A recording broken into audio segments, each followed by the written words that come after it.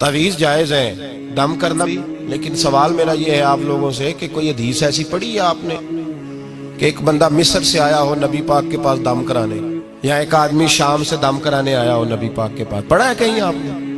भाई दम कराना जायज़ है, तावीज़ देना, लेकिन ये असल दीन नहीं है कि लोगों ने अब इसी को जरिया बना लिया, इसी से लोगों की दुकानें और कारोबार चलते हैं। ये असल नहीं है, ये जोज है। दम में बरकत है, अल्लाह के कलाम में शिफा है। मा हुआ शिफा व रहमतुल लिल मोमिनीन, इसके अंदर अल्लाह ने शिफा रखी है, लेकिन ये असल नहीं।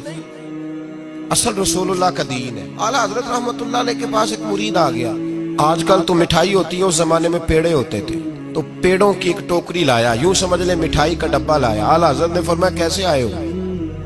हुजूर ज़ियारत करनी थी। फरमाया कोई हुक्म मेरे लिए? का ज़ियारत। भाई बात ये छोटी है, लेकिन इन बातों का पस मंजर देखो और आज के जमाने में इन बातों को परखो तो देखो दीन किस तरह बेचा जा रहा है। मिठाई का डब्बा लाया है, क्या हुक्म था? का ज़ियारत करनी थी। कोई बात तो बताओ, का ज़ियारत करनी थी।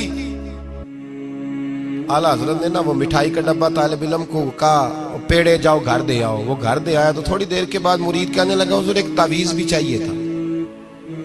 फरमाया फकीर ने तो 2-3 दफा पूछा कोई हुक्म हो, तो आपने कहा सिर्फ ज़ियारत। अच्छा तावीज़ भी चाहिए? कागज कलम मंगाया, तावीज़ लिखने लगे और तालिब इल्म से कहा वो डब्बा तो ले आओ घर से मिठाई का। वो बच्चा अंदर से क्या डब्बा लाया। ओ भाई ये वो लोग थे जो फिर हक कहा करते थे, इसलिए कि दौलत असर अंदाज नहीं होती थी। ये मुरीद को इसलिए डांट लेते थे कि इनकी नजर मुरीद की जेब पर नहीं होती थी। ये इसलिए उसको सख्ती करते थे कि इन्हें ये नहीं था कि भाग गया तो रोजी रोटी कैसे चलेगी। कहा आला हजरत फाजिल डब्बा लाओ, तो वो घर से डब्बा मिठाई का उठा लाए। आला हजरत ने तावीज़ भी दिया। वो कहता है जब डब्बा आया ना तो आला हजरत ने हुक्म दिया ना डब्बा भी मंगाओ।